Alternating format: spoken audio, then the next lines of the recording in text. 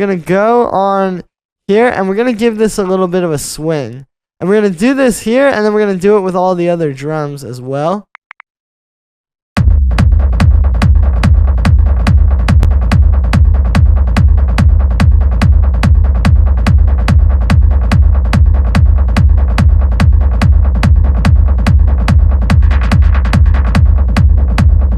Alright, there we go.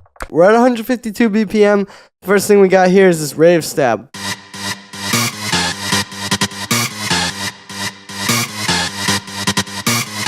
Alright, so here's the pattern. You can see it's basically the same pattern, but we're using different rhythms to make it a bit more exciting, you know?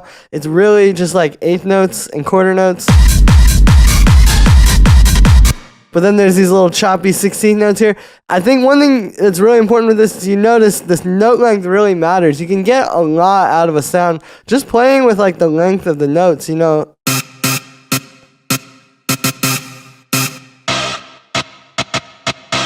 We got the vocal. It's a very much an eighth note groove. Like if you listen to this, these are eighth notes.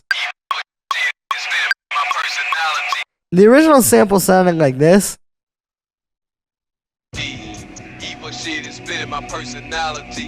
Right? So you can see I chopped it quite a bit. There's also quite a few effects on here. So first there's this high pass, which you can hear kind of gets rid of all the beat that was in there and the bass. We got a little bit of distortion, which brings it out. A low pass to get rid of some of those like brighter high frequencies. Another distortion, but just very light. And then a high pass, because obviously there's been a low end being added by the distortion. And then we just sidechain it. You can start to bring in these loops.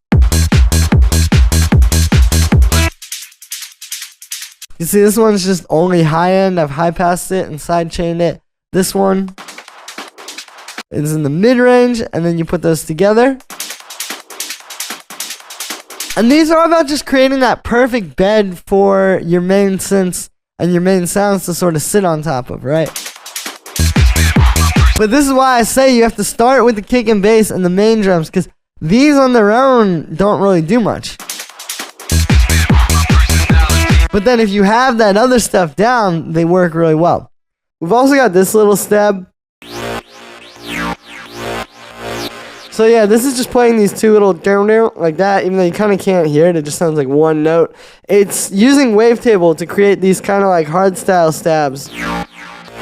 Like these sort of morphing synths like that. So you can see I got this bit ring here, and then I've also got this JN60. I'm using an LFO on both of them. And yeah, using wavetable, you can get these stabs really easily. You can see all you really need to do is just move around a wavetable, and it creates that sound. We got some delay, some reverb, and then a sidechain. This one, what we're going to do is we're going to actually make a little different pattern. We're going to do like this.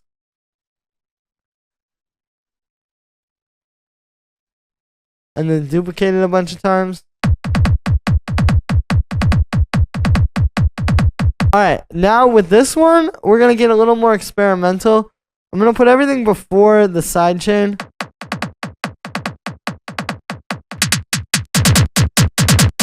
See, we're just going to kind of create a little bit of a loop.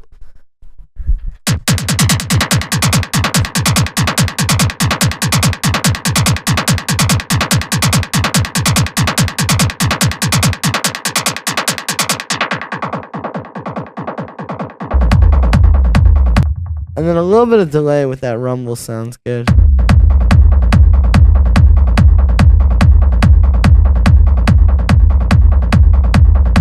Let's get this one. Alright, so what we'll do is we're going to let it warp.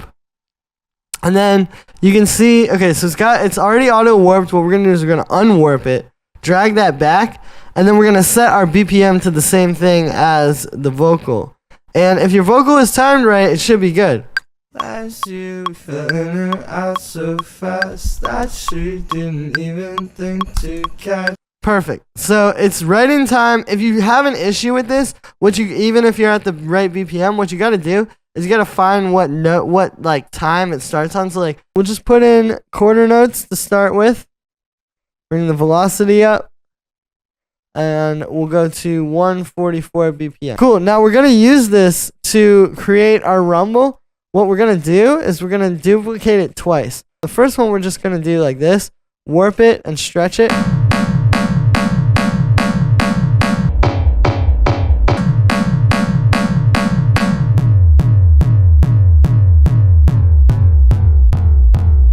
And go like that. We're going to put an amp on it, a low pass filter, an EQ, and a compressor. Okay, so the amp we're gonna move like that, low pass it, and then cut a little bit of sub.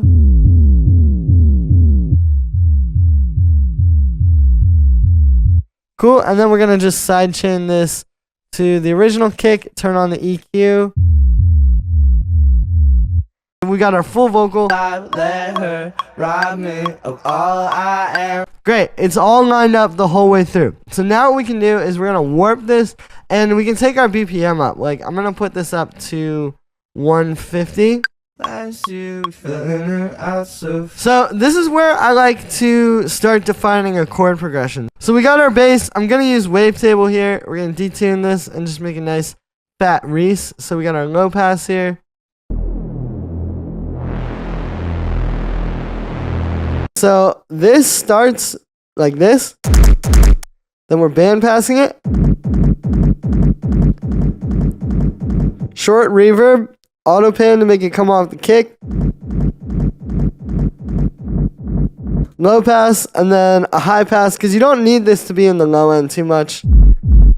You put the whole kick together and you get this. So it has a lot of power, and it gets into the mid-range and stuff. You know, it's not just in the lows anymore for the rumble. So this is just, again, we're in the key of E. We're just jumping between E across different octaves. Really simple. It's just more about the groove and also the space. Like, you know, this has some space in between when it hits. It's not just constantly throwing 303 in your face, right? So we got this operator patch. What's happening here is it's a low pass on a saw wave. Usually for 303s, it will be a band pass. Like in the actual original 303 synth, it was a band pass filter. But by doing this, you kind of get a juicier sound. Like we use a band pass. See, it's a little bit more harsh and abrupt. This gives us like a nice juicy sort of 303. We got pretty high resonance. And then also, you can see I've got the glide turned on and the voice is set to 1. Very important if you want those 303 glides. We got a little bit of delay, side chain, high pass, and that's it. Start with these already punchy samples and already really good stuff, and you set that up right.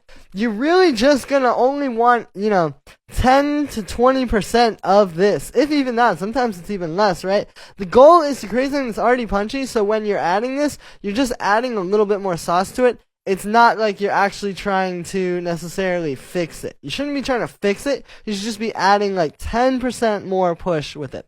This ride, there's a lot of these in hard groove tracks, and I noticed, for one, the thing they're doing different from a lot of other techno is the velocity is kind of just like the same. This is not every single time, but in a lot of these tracks, when they'll have this ride going, it's not got like that. Like usually in techno you would do like that, and it'll be like kind of like this like that, but here it's just like all the same velocity. High pass it, and then maybe a little bit of volume shaping so it bounces off the kick, which is what this auto pan is doing. But yeah, you really just want like a steady.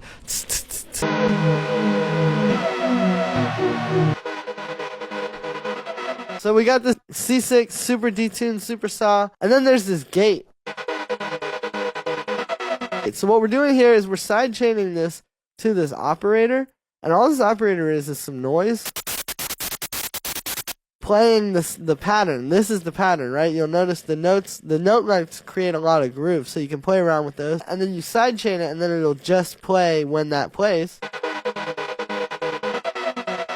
And there you go. And that's how you get those big epic trance chords, because there's more space between the notes, so you can actually kind of like hear that, right? So it's those chords, but they're inverted a bit. Normally the chords would be like this. You'd have your root, third, and then fifth, which in this case is minor third, right? But what we're doing instead is we take the fifth and put it an octave down, under, and then the third an octave up. Lead.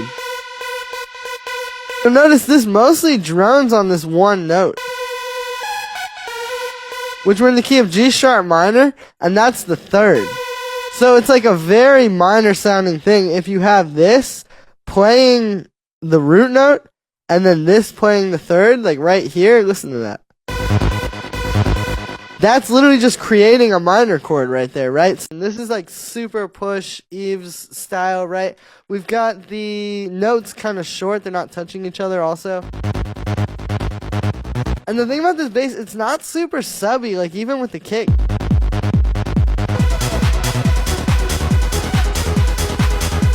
But you almost don't need it. Like with this faster stuff that's 4 on the floor like this, the more sub you have, the more it gets like weighed down. So these basses kind of just being more like 100 to 500 hertz rather than like super deep sub weighing the track down, it actually works pretty well. Like you have this chord, and then this gives it that third. Right, but that's just that same thing. This also gives it a lot of energy. If we take this out, there's definitely plenty, but you can hear. Yeah, and it's going to stand out because it's so simple too. When you have something really busy like this, these really simple melodies are going to stand out. And if you play that with the kick and snare,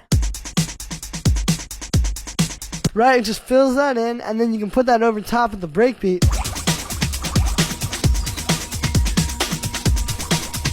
And there you go. Right, we're using that to just create that da-da-da-da-da-da-da. What we're doing is we got 2 layers of wavetables. So the first one, is really just sitting up top, really more for the mid-range and the attack and sort of like the tone that you hear. It's a saw wave, and then this graphite wavetable. Going into a low-pass filter, there's an envelope on the filter cutoff as well as oscillator 2's wavetable position. We got a bit of noise unison, some amp, and then a high-pass here. What's happening here is there's basically 2 melodies. You got this one down here, which if you listen, it's the exact same thing as the bass line. Up here what we're doing is we're going between the 5th and the 6th. So, and you just keep those going on the same thing while the bass notes are changing, and it creates a really nice, catchy pattern.